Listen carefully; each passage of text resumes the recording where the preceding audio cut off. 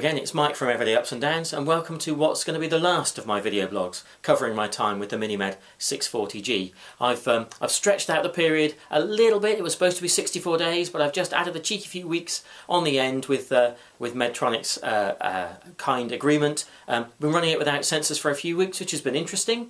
Most of the people in the UK, if we're honest, will be running it without sensors, so that's been quite good to see how the pump operates in those circumstances without all of the bells and whistles of SmartGuard and the alerts and alarms. And today, as it's my sort of roundup post, I thought I would take a look at the things about the 640G that I've absolutely loved, and also the things which have driven me slightly mad. So let's have a look.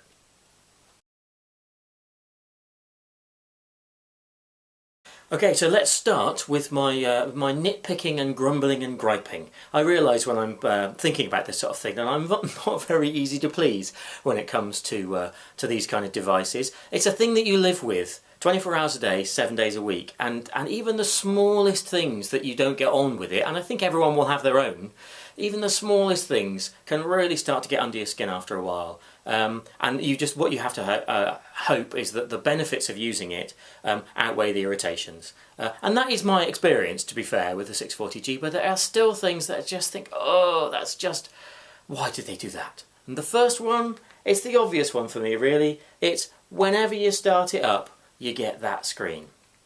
I don't know why they thought that was compulsory, but it adds in an extra click to every operation. An extra click, an interface, a little bit of going on, and particularly if I've got it hooked on my belt as I usually wear it, if it's on the side, sometimes particularly if I'm in a hurry, it's easy for me to hit the wrong button. And then, not only does it tell you you've got it wrong, but you've got to OK the fact that you've got it wrong before it'll allow you to have another go at doing it again. So suddenly, if you make a slight mistake, you've got 8 or 10 clicks to try and catch up to something which on the Veo is no clicks at all, because I never locked my pump with the Veo, and in 4 years I never had any issues with it. Interestingly, if I just go back to the home screen here, because I quite like it, I have activated the click and hold instant bolus thing, where you can dial up a bolus just direct from this screen without having to unlock. Now I think that's great, but that's the thing, if anything, that I would be slightly alarmed about, leaning on it or pressing on it or getting accidentally done. But because the timeout's so short, you just heard it time out then. And also because it has to be a very particular sequence of presses on the right button in the right order, I'm actually quite relaxed about accidentally activating that instant bolus. And so everything else where the button presses are far more complicated, and after a short interval any of those things will time out. I just don't get the argument for putting the lock on and not making it optional. I can see that people will want it as an option, as they had it on the Veo, but to have to go through it every time is just irritating. It's not a disaster, but it's just irritating. And it's an irritation that happens every time I interact with the pump, and that's dozens and dozens probably of times a day. So there you go, number one. No locking, please.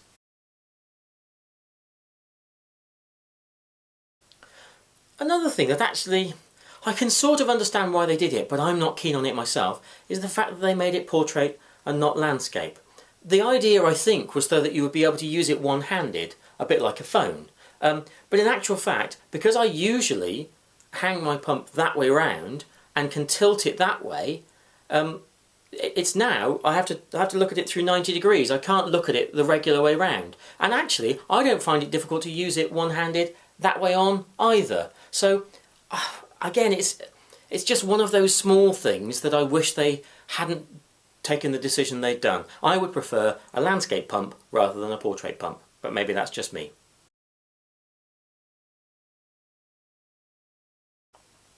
Another thing, while we're on the physical appearance of the pump, is that Medtronic have decided, in the end, not to produce the smaller version. When I first had a preview of the MiniMed640G, I was given to handle what was going to be the equivalent of the 5 series, which would only take the 1.8, the 180 unit reservoirs, and it didn't have this small sticky uppy bit which allows the longer 300 unit reservoirs to sit in there. And I would definitely have gone for the smaller one because my insulin use is quite small, but they're not doing that one anymore, so all of them are going to have this little sticky up section. And I suppose the argument was that the most of the physical size of the device was going to be unchanged, and it was not a lot to shave off. But I think it would improve the look of it to my eye. It's not the most beautiful thing anyway, if I'm honest. It's not the slickest, sleekest looking electronic device I've handled in the last 5 years. But just that little sticky up bit when I thought that there wasn't going to be one. If I'd never thought that there wasn't going to be one, maybe that wouldn't even occur to me. But the fact that I handled one without it, and now if I choose that as a pump going forward, it'll have the sticky up bit, it just, I don't know.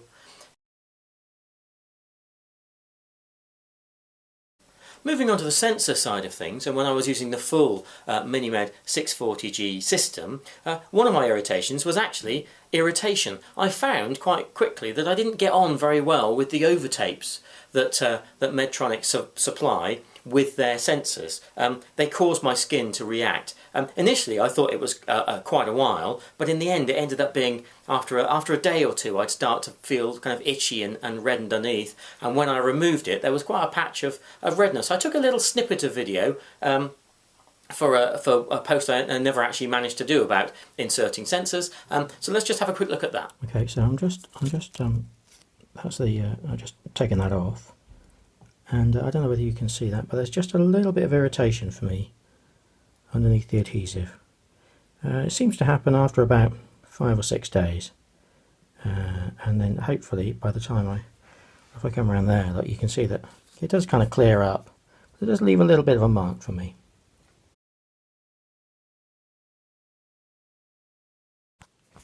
So this sensor's coming to the end of its life now, and you can see this is the opsite dressing that I've been using instead of the Medtronic ones, which give me irritation.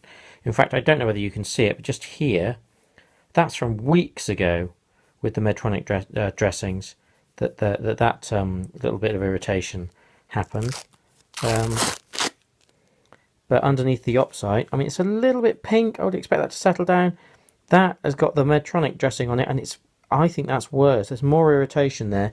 I think there's something in the there's something just there in the Medtronic glue that I don't get on with for the N-Lite sensors. And certainly if I was going to be wearing sensors for longer, I would have to think about some sort of barrier spray, Cavalon or something, or maybe a dressing underneath. So it was a bit of a surprise to have such an issue with the overtapes, but it was better when I was using a different dressing. But even that was pretty itchy long term, and actually that is one of the things I've noticed when I've been using the 640G without sensors, is that the lack of wearing something itchy all day every day has been a relief, to be honest. So if I was wearing sensors full time, not that that's going to happen unless I win the lottery, but if I was in a position to be able to wear sensors full time, then I would have to look at some sort of solution to see whether I could keep those reactions under control. While we're on the subject of sensor swapping, that was another thing which just felt like it took too long on the 640G. So the sensor's now in its warm-up phase, and with you can see where the trace stops just there. That's where I stopped pulled the old one out, and what with the charging of the transmitter takes 20 minutes, half an hour. This warm-up phase can take an hour, anything between 60 minutes and 2 hours, and then you've got the process of the insertion itself, and then following the warm-up phase you'll then have to do a fingerstick calibration of the sensor, and that can take another 10 or 15 minutes before a reading is available. So it feels like 3 hours to me is about the time it takes. You get a 3-hour break in your data, which kind of means you have to time it very carefully. You can't always guarantee that you want to be without your information for 3 hours, or SmartGuard, for example, for 3 hours. 3 hours seems like quite a long time to me. I wish there was a way of making it shorter, but that seems to be the amount of time it takes, which more than occasionally I find frustrating. minutes. So it might be 3 hours between when your last sensor finishes and you start getting new data again from the new one. And really, unless you've got an extra transmitter, there's not a lot you can do to shorten that down. Sometimes it ends up being a little bit quicker, but by and large, it's a long gap.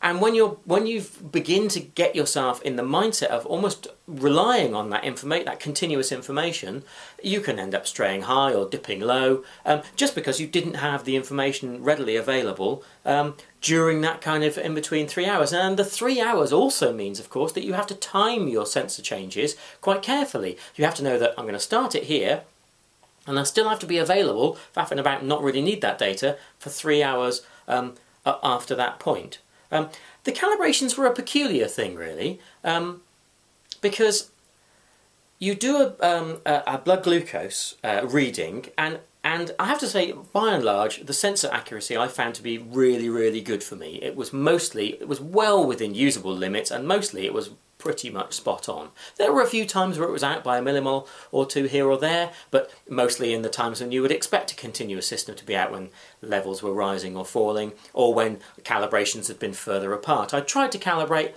at least 4 times a day, really, and at times when my levels were relatively steady, so that the calibration was likely to be not during a period of significant difference between sensor glucose and blood glucose.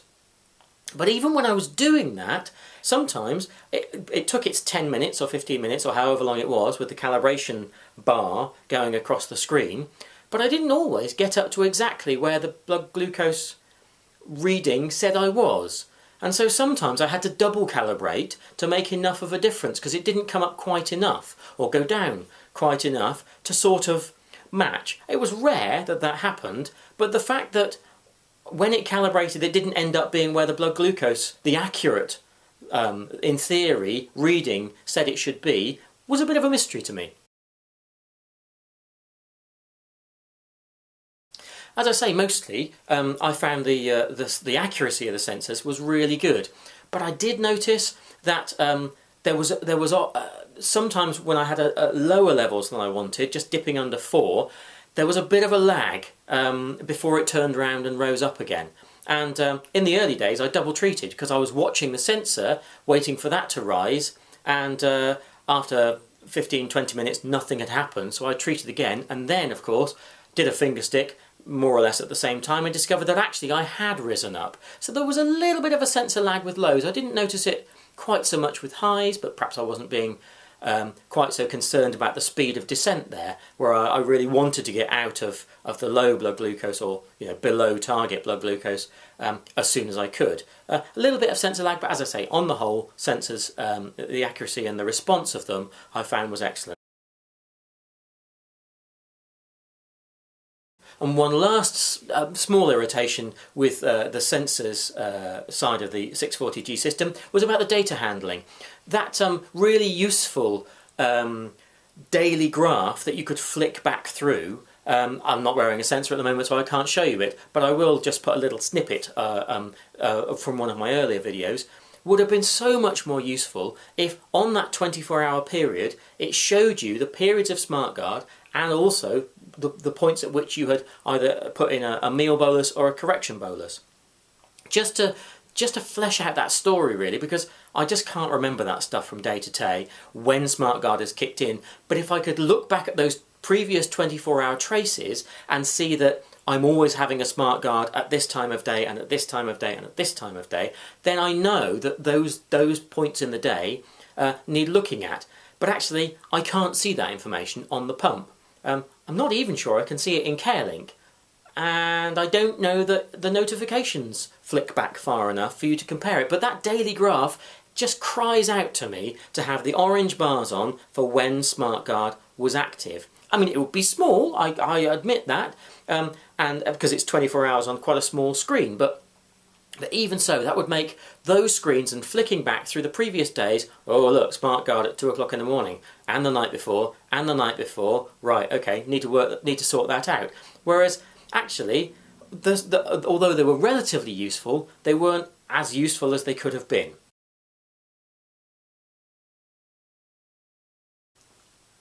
Now, when you're using the MiniMed 640G, as I am at the moment, without sensors, there's just a few things about the home screen that it just feels like they didn't really have us in mind, us users who are using the 640G without sensors. They knew exactly what to do when it was all lovely graph here, that was perfect, and the current sensor glucose reading over there, but when it comes down to users using it without the system, without the sensors, it feels a little bit like we're second best. Particularly up here on the top, where you get the notification bar, because for some reason, best known to themselves, they haven't grouped the icons that will remain all in one thing. So you just get a kind of a gap in the notification bar, which looks just a little bit untidy. When you take a blood glucose reading, if you're using the excellent Contour Link Next Link, one of those, then it will fill in the area in the middle here with a nice large blood glucose reading. But that only stays there for a few minutes, and then rather than leaving it blank for the rest of the time, they've put a dotted line, which just doesn't really seem to add any benefit to me. The active insulin reading down there at the bottom of the screen, great, I really want that. And the fact that the bolus and the basal buttons are down there, really easily accessible, fantastic. The notification screen is a little bit less useful when you're using the 640G without sensors, because it doesn't store the details about all those sensor interactions, alert before high and alert before low and basal delivery resumed and so on. But there still are a few things in there. Set change reminders and when boluses were cancelled, that it might be really useful to be able to quickly go into notifications and check. So that's all pretty good still. And the quick status and the pump, and actually the status screen itself still functions really, really well. But I just don't understand about the icons. It doesn't make any sense to me. Maybe it was a Friday afternoon. So there you go, there were just a few tiny niggles that I had really with the pump and the system as a whole, but I have to say that they pale into insignificance when you compare them to the results and the user interface improvements on the 640G, those few extra button presses aside. So let's have a look at some of those.